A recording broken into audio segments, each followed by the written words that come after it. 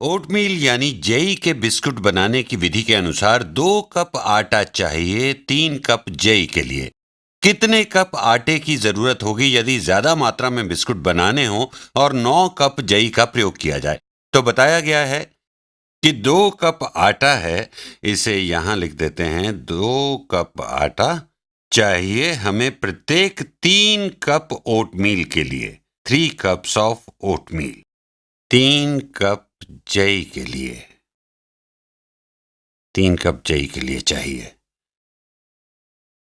अब हमें स्थिति ये दी गई है कि अगर मान लीजिए कि हमारे पास जई है 9 कप, इसके लिए अब हमें कितने कप आटा चाहिए होगा? 9 कप ओटमील है हमारे पास। अब ये जानने की अलग अलग विधियां हैं, अलग अलग तरीके हैं कि यदि हम 3 कप ओटमील प्रयोग करें तो हमें 2 कप आटा चाहिए, परंतु हमें ये नहीं मालूम कि यदि 9 कप ओटमील का प्रयोग किया जाए तब कितना आटा चाहिए होगा। हमसे यही पूछा गया है। और यदि हम 3 कप जई के स्थान पर 9 कप जई ले रहे हैं तो हम कितनी अधिक जई ले रहे हैं? देखिए, हम यहाँ पर अब प्रयोग कर रहे हैं 3 गुणा जई, यानी 3 गुणा 3 बराबर 9 होता है, तो हम 3 गुणा ओटमील इस्तेमाल कर रहे हैं और इसलिए हमें इसी अनुपात में आटा भी प्रयोग करना होगा। हमें आटे की मात्रा भी 3 गुणा करनी होगी, तो आटा चाहिए 3 गुना, यानी 2 गुणा 3 आटे के 6 कप। तो इस तरह हमने देखा कि अब हमें 6 कप आटा प्रयोग में लाना होगा। दूसरा तरीका यह है कि आप इसका अनुपात देखें। हमारा प्रश्न भी यही है कि कितने आटे की आवश्यकता होगी यदि अधिक बिस्कुट बनाने हों और 9 कप जई का प्रयोग किया जाए।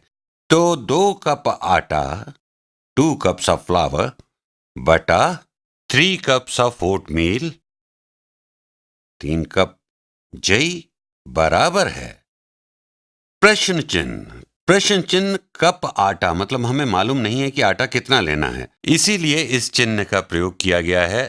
इस प्रश्न चिन्ह को मैं एक बॉक्स में लिख देता हूं। आटे के कपों की संख्या, cups of flower, cups of flower बटा 9 कप जई, 9 कप्स ऑफ ओटमील। वैसे मुझे पहला तरीका ज्यादा पसंद है क्योंकि आसानी तो है। अगर जई 3 गुणा कर दी है तो आटा भी 3 गुणा लेना होगा ताकि उसी अनुपात में बिस्कुट बन सकें। और अब हमने ये समीकरण लिख लिया है तो थोड़ा बीज गणित कर लेते हैं। तो क्रॉस मल्टीप्लिकेशन अर्थात वज्र गुणन करें तो क्रॉस मल्टीप्लाई यानी बीज गणित का प्रयोग हो रहा है। मैं दिखाऊंगा कि उत्तर आपको वही मिलेगा। जब इस प्रकार के अनुपात रूप में हम क्रॉस मल्टीप्लाई करते हैं तो डायगोनली गुणा करना होता है। तो यहां जब डायगोनली गुणा करेंगे तो 2 गुणा 9, 2 गुणा 9 बराबर होगा प्रश्न चिन्ह गुणा 3 के। तो यहां ये जो प्रश्न चिन्ह है ये है आटे के कपों की संख्या गुणा गुणा 3 और ये हो गया 18। 18 बराबर है प्रश्न चिन्ह गुणा 3। तो आटे के कपों की संख्या गुणा 3 बराबर है 18 के, और इस 18 को जब आप 3 से भाग करेंगे मौखिक रूप से तो आपको उत्तर मिलेगा 6।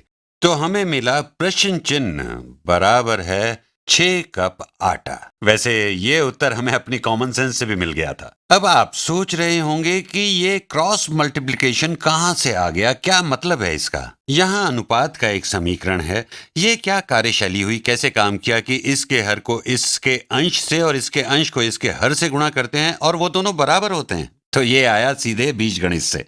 तो इसे समझाने के लिए मैं इस पक्ष को पुनः लिखता हूं और यहां x लिखते हैं समझने के लिए। अब ये हो गया 2/3 बराबर x बटा 9 के, और बीजगणित में हम मानते हैं कि ये मात्रा बराबर है इस मात्रा के। अब जो क्रिया आप बाएं पक्ष में करेंगे वही आपको दाएं पक्ष में भी करनी होगी इन्हें बराबर रखने के लिए। तो हम इसकी गुणा किससे करें कि यहां दाएं पक्ष में केवल x बचा रह जाए?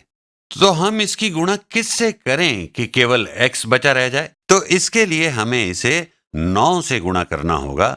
9 और 9 कैंसिल हो जाएंगे और x शेष रह जाएगा। और यदि हम दाएं पक्ष को गुणा करेंगे 9 से तो हमें बाएं पक्ष को भी 9 से गुणा करना होगा ताकि दोनों पक्ष बराबर रहें। क्योंकि गुणा करने से पहले ये दोनों बराबर थे तो गुणा करने के बाद भी ये बराबर रहने चाहिए। दाएं पक्ष में 9 आपस में कट जाएंगे, शेष बचेगा x, और बाएं पक्ष में 9/1 गुणा 2/3 जो बराबर होगा 18/3 के, जो बराबर है 6 के।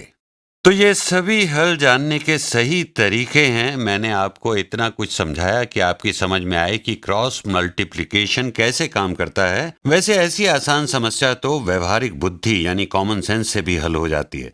यदि जेई की मात्रा 3 गुणा कर दी तो आटे की मात्रा भी 3 गुणा बढ़ानी होगी।